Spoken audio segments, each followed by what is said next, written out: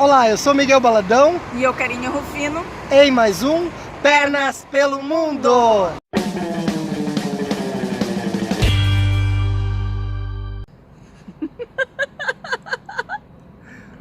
Esse vídeo vai ser especialmente em homenagem a um amigo do Miguel, Vilibaldo, que solicitou esse vídeo pra gente. Então vai ser sobre as últimas histórias engraçadas e malucas que aconteceram com a gente ao longo da viagem. Confere aí. Então a primeira história se chama Massagem no Trem na Tailândia. Sim, estávamos indo de uma cidade para outra de trem que ia levar 4 horas. No meio dessa viagem, um senhor que estava sentado na frente, de repente puxou meu pé e eu não entendi exatamente o que ele queria. Inicialmente eu achei que ele queria olhar minha bota para ver a marca, para ver se era boa, o que que era.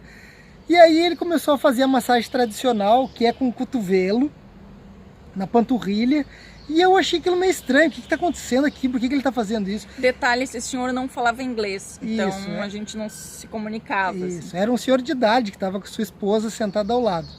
E aí foi ficando legal a massagem que ele estava fazendo ali e fui deixando rolar. Daí ele massageou as pernas, massageou os braços, massageou as costas. No final da viagem eu estava assim já, ó, relaxadinho. E aí no final ele não pediu nenhuma contribuição, nada. Eu dei uma contribuição espontânea para ele. Essa segunda história aconteceu em Moscou, na Rússia, na casa da nossa anfitriã.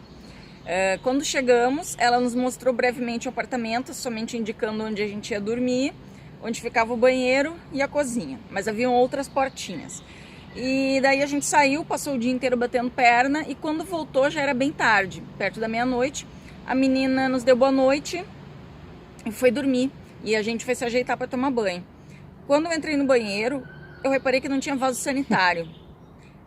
Assim, demorei para acreditar, eu disse, como assim? Ficou procurando, né, onde é que era o vaso sanitário. Se vai que esteja camuflado, né? Mas assim, tinha uma banheira, uma pia e uma máquina de lavar roupa. Só. Tá, saí do banho, comentei com o Miguel, mesma coisa, o Miguel não achou. E assim, o apartamento, ele era piso de madeira, rangia um monte. Então eu não quis nem acordar a menina para saber onde que era o banheiro e nem sair bisbilhotando, né, abrindo portas pela casa de madrugada. Para descobrir onde é que ficava o vaso. Resultado, a gente dormiu mal, segurando ali com a bexiga apertada, explodindo, esperando o dia seguinte para poder perguntar para ela. Só que aí no dia seguinte, na manhã seguinte, quando ela levantou, eu escutei o som da descarga e vi que era bem pertinho de onde a gente estava. E aí a gente acabou vendo que era do lado, na portinha ao lado do banheiro. E parecia a sala do castigo, assim, isso, porque era uma bem salinha estreita, somente com um vaso. Super bizarro. Essa terceira história eu acho que se enquadra em histórias malucas. Estávamos na Tailândia, na ilha de Phuket, e eu havia comprado meu ukulele no dia anterior e estávamos saindo do hotel para ir para uma praça dar uma ensaiadinha. Quando de repente eu vi um rapaz com semblante japonês gritando desesperado para a gente esperar. Ele estava fazendo check-in na recepção e começou a gritar, wait, wait, wait. A gente não entendeu nada, esperou, né? A gente não sabia o que estava acontecendo. Aí quando ele chegou, nos perguntou se era um ukulele, eu disse que sim. Nos convidou para ir pro quarto dele, a gente achou estranho, porque ele não falou nada, né? Eu tava super desconfiada. Daí quando a gente entrou no quarto dele, ele é um músico profissional de ukulele, ele é francês, na verdade, e ele dá shows pela Ásia em comunidades carentes. Então muito legal, aprendi já minhas primeiras lições de ukulele, já tocamos juntos, foi uma situação maluca e no final se tornou bem legal. Essa história é bem recente, ela aconteceu na Bélgica, no lugar onde a gente foi fazer o Work Exchange. Eu estava circulando dentro da casa que ia ser reformada lá e vi uma caneca com um esqueleto de rato dentro. Sim. Eu vi aquilo, achei nojento, né? E fui lá mostrar pro Miguel, disse assim, ó, amor, o que eu encontrei, eu vou jogar fora.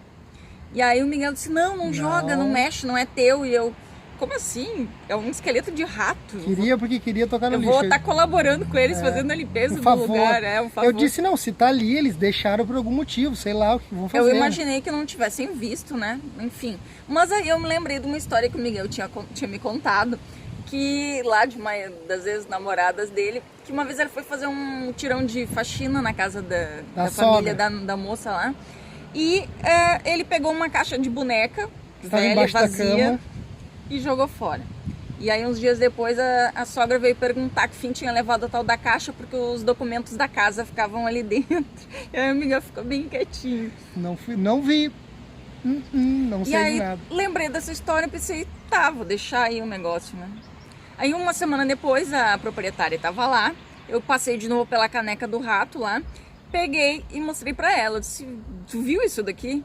E ela, sim, a gente que encontrou aqui enquanto estava ajeitando os destroços aqui da casa, a gente encontrou e eu tô guardando pra emoldurar e fazer um retrato. Um quadro pra botar na parede, o esqueleto do rato. Eu fiquei chocada e ao mesmo tempo aliviada de não ter jogado fora o tal do esqueleto. Essa história é bem recente também e aconteceu na Bélgica, em Bruxelas, que íamos pegar o trem para ir para a fazenda trabalhar no Work Exchange. No local da estação não tinha nenhum guichê de atendimento e só tinham máquinas de atendimento automático. Ok, fomos lá, colocamos uma opção em inglês, compramos o nosso ticket para a cidade que a gente queria, só que o ticket não mostrou qual que era a plataforma que a gente ia ter que pegar o trem. Tinham 8 ou 9 plataformas e ok, né? Começamos a perguntar para algumas pessoas. Tinha um painel, na verdade. Isso, tinha só um painel. Era bem confuso, a gente não entendeu. Não tinha o nome da cidade que a gente ia. Isso. E aí a gente começou a perguntar para algumas pessoas, sabe onde é que a gente pega, qual a plataforma que a gente pega o trem? Aí um rapaz olhou no celular e nos indicou que era a plataforma tal lá. E aí a gente foi para lá e nada do trem vinha, nada do trem vinha. Se passou acho que 1 hora... Acho que deu uma mensagem que estava atrasado.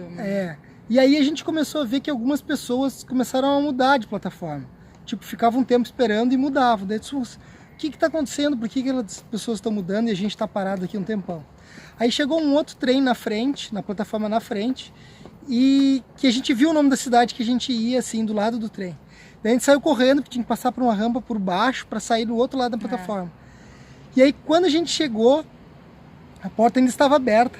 E eu pulei pra dentro. A Karine entrou e quando ela entrou a porta começou a fechar. E aí não deu tempo de eu entrar. E eu desesperada apertando no botão de abrir, não abria mais. Não abria mais. Eles lacrou a porta. E aí eu estava com todo o dinheiro, eu estava com os 2 tickets do trem, meu e dela.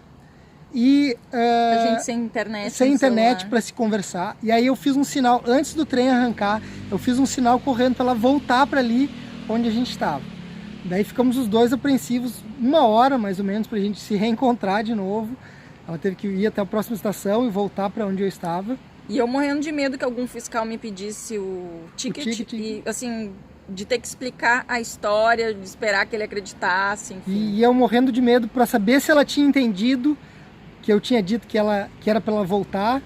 Não sabia se eu ia. Foi um pouco tensa a história, mas no final se tornou engraçado. E ainda depois disso, a gente juntos pegou o trem. O trem certo. O trem correto para o local certo. Chegando no local, a gente custou para ir até a porta do trem para abrir. Tem que apertar um botão para a porta se abrir. E aí a porta não abria. E o trem parado, a gente correu para outra porta no outro vagão, apertou também, não abria. Aí tivemos que ir até a próxima estação e pegar um trem para voltar. Essa eu acho que é mais na categoria perrengue do que engraçada, mas tá valendo. No final, tudo fica engraçado. Essa história aconteceu no Vietnã. Nós já estávamos bem cansados, né, dos 5 meses na Ásia, com a falta de opção de alimentação. É pé de thai e arroz frito.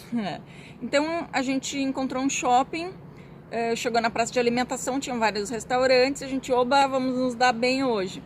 E aí escolhemos um que parecia interessante, nos sentamos, e aí a garçonete já veio, se parou ali com o bloquinho e a caneta esperando o pedido. No mesmo segundo, tu senta e ela já tá ali. E aí eu me senti apreensiva, assim, impressionada, e comecei a olhar com pressa o cardápio, e as letras grandes eram em vietnamita e bem pequenininho em inglês. E aí eu tava um pouco mal do estômago, queria uma sopa e eu olhei, sopa galinha. Pedi isso. E o Miguel fez o pedido dele, ok. Quando meu pedido chegou na mesa, um potinho pequenininho, assim. Eu levantei a tampinha e tinha um monte de pés de galinha e um caldinho. Eu disse, não, devem ter se atrapalhado, não é né? O meu. Se enganaram. Chamei a garçonete, falei, ela disse, não, é esse mesmo que você pediu. E aí eu disse, tá, não pode trocar porque eu não quero isso. Ela, não pode. É que daí que a gente foi olhar depois que estava escrito pé de galinha em inglês, né, que a gente não olhou direito. E aí... Eu tentei comer, mas realmente eu não sei como comer. Não saiu nada do pé de galinha, é bem estranho. Miguel tentou roer o pezinho, não conseguiu. Sei se come, se mastiga. Falta de prática. E eu não me apeteceu. E aí fui pedir outra coisa, né? Olhei o cardápio, tá, é uma outra sopa aqui, com uma palavrinha que eu não tinha bem certeza do que era, arrisquei. Te lembra a palavrinha? Nail. Aí a garota, a garçonete, tem certeza? Eu, sim, agora eu tenho certeza. Quando a sopinha veio, tinha caracóizinhos dentro. Nail é caracol em inglês. Aí aprendemos agora. A gente agora. Nunca mais vai esquecer. Tudo bem, nada contra, a gente tentou comer, a gente já queria, né, ter experimentado escargot em algum outro momento e tal. Mas não deu, era muito duro. Esse, pelo menos, né, dizem que tem outros que não outros tipos. Esse era muito duro, a gente não conseguiu nem mastigar. Ok, mas daí foi mais simples, só separar os caracóizinhos e comer a sopa. O resto da sopa deu pra comer, né? Deu. Essa história aconteceu nas Filipinas. A gente estava dentro de uma van, fazendo um deslocamento bem longo. E por lá eles costumam superlotar. Então tinha muito mais pessoas do que lugar disponível. Ficou todo mundo espremido. Eu fiquei num banco no meio. Na segunda fileira, e o Miguel ficou atrás, do lado de um casal de velhinhos lá, acho que locais, né? Filipinos, eles não falavam inglês. Eu acho que era só nós de turista dentro da van. Isso. E cada pessoa ia descer num determinado ponto diferente. E aí, num momento lá, quando a van parou, o motorista tinha que descer, fazer toda a volta para abrir a van, e aí descer o pessoal da primeira fileira, né? Se alguém de trás precisasse descer, tinha que descer da primeira e da segunda fileira para poder liberar a passagem. Isso. E aí, aqueles bancos que dobram e levantam. Isso, para liberar espaço para alguém passar. E aí, a senhorinha do casal lá de trás, que estava com o Miguel, começou a ficar desesperada, angustiada, eu acho que não ia ser esquecida, não ia dar ficar para tempo trás. De sair no ponto começou a balançar, se grudou no encosto. No teu banco, né? Começou a balançar desesperadamente. E o Miguel falando em inglês, né? Take it easy. Wait a minute, please. Porque tem que sair as primeiras pessoas na sequência. Não tinha como a Karine sair se a pessoa da frente não sair, né? Enfim, essa história não é tão engraçada, mas na verdade o Miguel usa até hoje esse exemplo. Toda vez que eu tô com pressa ou querendo fazer alguma coisa desesperadamente, angustiada. E ele diz assim, para senhorinha do banco. Para a senhora do banco. Então entrou pra nossa história. Isso aí. Esse último caso se passou na Rússia também, em Moscou, na casa de um outro anfitrião do Couchsurf. Só que esse era totalmente tecnológico. Ele tinha o controle da casa inteira, de luz, de ar-condicionado, de som, tudo no celular dele e em alguns outros equipamentos. Ele tinha um dado, um controle remoto, um controle, né? que ele virava e fazia todas as funções da casa. Tinha também um aspirador de pó robô, que às 5 da tarde ele passava limpando a casa. A gente teve que levantar as mochilas para o robô não enganchar nas mochilas. Enfim. Um belo dia a gente saiu e ele quis colocar o controle da casa também no meu celular. A gente saiu para passear, chegou de noite, ele foi tomar banho e, como de costume eu faço, eu coloco em modo avião para economizar a bateria durante a noite e não ficar gastando. Quando eu fiz isso, desligou toda a casa, desligou chuveiro, desligou luz, desligou tudo. E ele deu um gritão do banheiro e eu inicialmente não entendi o que aconteceu. Foi no momento que eu desliguei que desligou tudo, né? Daí que eu entendi que estava ligado no meu celular, que como eu desliguei a internet, desligou tudo e eu não podia ter desligado a internet.